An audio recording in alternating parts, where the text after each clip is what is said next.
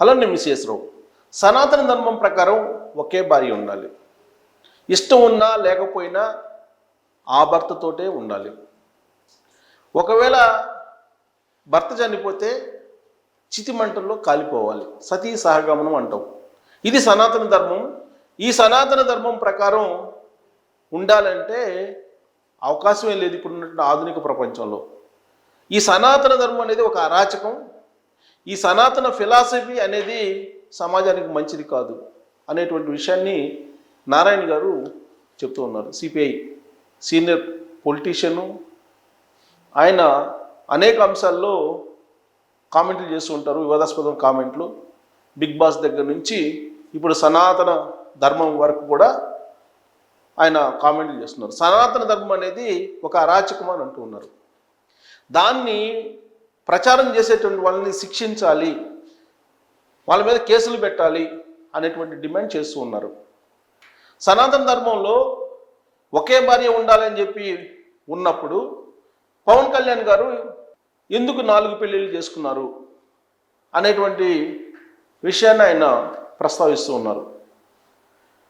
ఆయన 3-4 పెళ్ళిళ్ళు చేసుకున్నటువంటి పవన్ కళ్యాణ్ గారు సనాతన ధర్మం గురించి మాట్లాడటం ఏంటి అనే దాని మీద ఆయన వ్యాఖ్యానించారు. దాని మీద ఇప్పుడు సోషల్ మీడియాలో ఒక పెద్ద ఎత్తున రాద్ధాంతం జరుగుతుంది. నారాయణ గారు చేసినటువంటి కామెంట్ల మీద ఇప్పుడు పవన్ కళ్యాణ్ గారికి సంబంధించినటువంటి ఫ్యాన్స్ తిరగబడుతూ ఉన్నారు. సనాతన ధర్మాన్ని కించపరుస్తూ మాట్లాడతారా అనేటువంటి యాంగిల్లో ఆయన టార్గెట్ చేశారు. సనాతన ధర్మాన్ని భుజాన్ని ఎత్తుకున్నటువంటి పవన్ కళ్యాణ్ గారిని నారాయణ గారు అయితే తప్పుపడుతూ ఉన్నారు. అసలు సనాతన ధర్మం అంటే ఏంటో ముందు తెలుసుకో, సనాతన ధర్మం గురించి తెలుసుకోకుండా మాట్లాడొద్దు అని చెప్పి ఆయన చురకలు వేస్తూ ఉన్నారు. సనాతన ధర్మం గురించి ఒకవేళ తెలియకపోతే గరికపాటి నరసింహరావు గారి దగ్గరికి వెళ్ళి తెలుసుకోండి. గరికపాటి నరసింహరావు గారు చెప్తారు సనాతన ధర్మం అంటే ఏంటో అనేటువంటి సలహా కూడా పవన్ కళ్యాణ్ గారికి నారాయణ గారు ఇచ్చారు. మరి ఇదంతా ఎందుకు వచ్చింది? అసలు నారాయణ గారు ఎందుకు ఇంతకాలం పాటు కాముగుండి పవన్ కళ్యాణ్ గారి మీద ఎందుకు విరుచుకుపడుతున్నారు అని అంటే, ఇటీవల కాలంలో హిందూ ధర్మం కోసం నేను ఎంత దూరం అయినా వెళ్తాను, ఎవరినైనా ఎదిరిస్తాను, మీరు నాతోటి ఉండండి అని చెప్పి పవన్ కళ్యాణ్ గారు చెప్తూ ఉన్నారు. సనాతన ధర్మాన్ని కాపాడటానికి వెనకాడను, సనాతన ధర్మాన్ని కాపాడుకోవడానికి నేను రాజీ పడను అని చెప్పి పవన్ కళ్యాణ్ గారు చెప్తూ ఉన్నారు. ఈ సనాతన ధర్మం కోసం ప్రచారం చేస్తూ ఉన్నారు. సనాతన ధర్మాన్ని కాపాడటానికే నేను కట్టుబడి ఉంటాను అని చెప్పి చెప్తూ ఉన్నారు. ఈ క్రమంలో ఆయన 2019లో ఓడిపోయిన తర్వాత హిందూ ధర్మాన్ని కాపాడటానికి నేను ఉన్నానని చెప్పి నరేంద్ర మోడీ గారితో చేతులు కలిపారు. 2014 ఎన్నికల్లో కూటమి ప్రభుత్వానికి, కూటమి పార్టీలకి మద్దతు ఇచ్చారు. ఆ తర్వాత 2019 ఎన్నికలు వచ్చేటప్పటికి ఆయన చెగువీరా సిద్ధాంతాన్ని, కాన్షీరామ్ సిద్ధాంతాన్ని చూపించారు. యాక్చువల్గా జనసేన పార్టీ పెట్టినప్పుడే చెగువీరా సిద్ధాంతాన్ని ఆయన చెప్పారు. 2019 ఎన్నికల్లో కమ్యూనిస్టులతోటి కలిసి ఎన్నికలకు వెళ్ళారు. ఆయనతో పాటు అందరూ ఓడిపోయారు. ఒక్క ఎమ్మెల్యే మాత్రమే గెలిచారు, రాపాక వరప్రసాద్. ఆయన కూడా వైఎస్ఆర్ కాంగ్రెస్ పార్టీకి వెళ్ళిపోయారు. ఆ చేదు అనుభవాన్ని మర్చిపోయి 2019 ఎన్నికలు ముగిసిన వెంటనే ఢిల్లీ వెళ్ళారు పవన్ కళ్యాణ్ గారు. ఢిల్లీ వెళ్ళి నరేంద్ర మోడీ గారిని కలిసి ఆయన తిరిగి వచ్చిన తర్వాత హిందూ ధర్మం, సనాతన ధర్మం కోసం నేను పోరాడతాను, హిందూ ధర్మాన్ని కాపాడుతాను, హిందూ ధర్మాన్ని కాపాడకపోతే రాబోయే రోజుల్లో హిందూ ధర్మమే ఉండదు అనే యాంగిల్లో ఫోకస్ ఇచ్చారు. 2019 ఎన్నికల ముందు దక్షిణ భారతదేశం, ఉత్తర భారతదేశం వ్యత్యాసాన్ని కూడా పెద్ద ఎత్తున ఆయన ప్రచారం చేశారు. ఉత్తర భారతదేశం యొక్క పెత్తనం దక్షిణ భారతదేశం మీద ఎక్కువగా ఉంటుంది అనేటువంటి విషయాన్ని కూడా చెప్పారు. కానీ 2019 ఎన్నికల తర్వాత మాత్రం నరేంద్ర మోడీ గారితో చేతులు కలిపిన తర్వాత ఆ అంశాన్ని పక్కన పెట్టేసి హిందూ ధర్మం, సనాతన ధర్మం అనేదాన్ని మాత్రమే ఆయన బలంగా వినిపిస్తూ ఉన్నారు. కూటమిలో ఇప్పుడు కీలకమైనటువంటి భాగస్వామి 100కు 100% స్ట్రైక్ రేట్ తోటి 21 మంది ఎమ్మెల్యేలను కలిగి ఉన్నారు పవన్ కళ్యాణ్ గారు. ఆంధ్రప్రదేశ్ డిప్యూటీ సీఎం పంచాయతీరాజ్ లాంటి కీలకమైనటువంటి శాఖ మంత్రిగా ఉన్నారు ఆయన సనాతన ధర్మం గురించి ప్రతి వేదిక మీద మాట్లాడుతూ ఉన్నారు. బహుశా సనాతన ధర్మం గురించి మాట్లాడుతూ బీజేపీకి సపోర్ట్ చేస్తున్నారు కాబట్టి నారాయణ గారికి టార్గెట్గా మారి ఉండవచ్చు పవన్ కళ్యాణ్ గారు. పైగా సనాతన ధర్మం హిందూ ధర్మం అంటూ బీజేపీని ప్రోత్సహిస్తున్నారు, బీజేపీతో కలిసి నడుస్తున్నారు అనేటువంటి రాజకీయపరమైనటువంటి విభేదం కూడా నారాయణ గారికి ఉండవచ్చు. అందుకే పవన్ కళ్యాణ్ గారిని టార్గెట్ చేసి ఉండవచ్చు అనేటువంటి అభిప్రాయం కూడా ఇప్పుడు సర్వత్రా వినిపిస్తూ ఉంది. ఆయన్నే నేరుగా టార్గెట్ చేసి మాట్లాడారు నారాయణ గారు.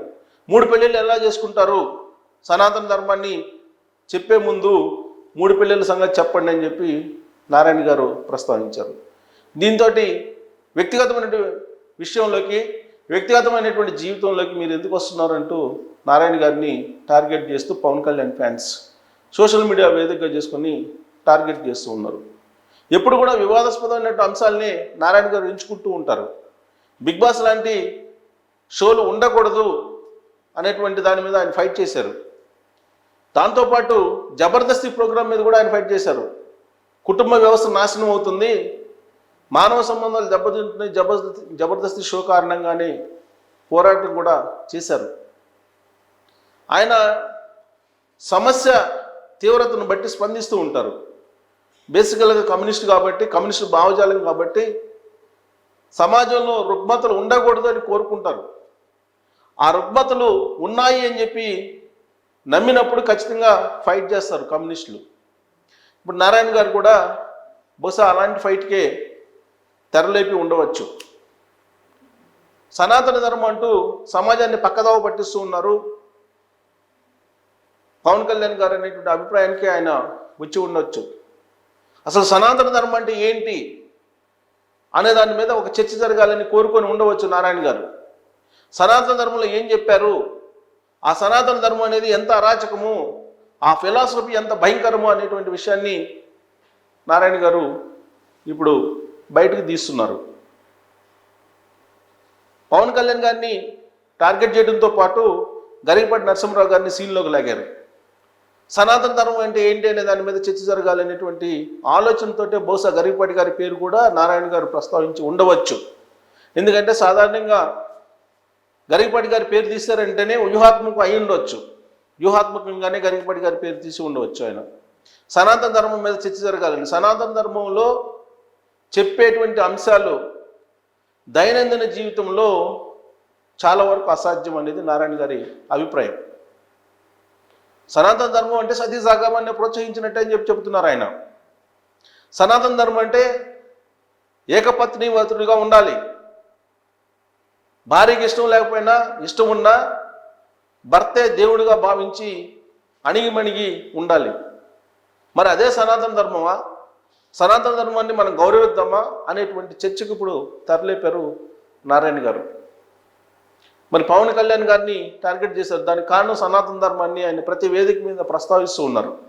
సనాతన ధర్మంలో ఉండేటువంటి ఆంతర్యం కానీ, సనాతన ధర్మంలో ఉండేటువంటి పద్ధతులు కానీ, నిబంధనలు కానీ తెలుసా అని చెప్పి పవన్ కళ్యాణ్ గారిని అడుగుతున్నారు.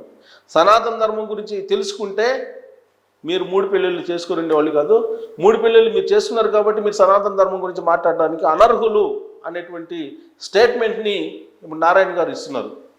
దీంతో సోషల్ మీడియా వేదికగా పవన్ కళ్యాణ్ వర్సెస్ నారాయణ అన్నట్టుగా ఇప్పుడు ట్రోల్ అవుతున్నాయి కామెంట్స్. మరి నారాయణ గారు ఇప్పుడు ఎందుకు తీసుకొచ్చారు ఈ ప్రస్తావన? బీజేపీతోటి కలిసి పవన్ కళ్యాణ్ గారు నడుస్తున్నారు అనేటువంటి ఉద్దేశంతో, లేదంటే సనాతన ధర్మం మీద ఫైట్ చేయాలి అనేటువంటి ఉద్దేశంతో నారాయణ గారు ఈ అంశాన్ని తెర మీదకి తీసుకొచ్చారు అనే దాని మీద మీరు కామెంట్ చేయొచ్చు. Thank you.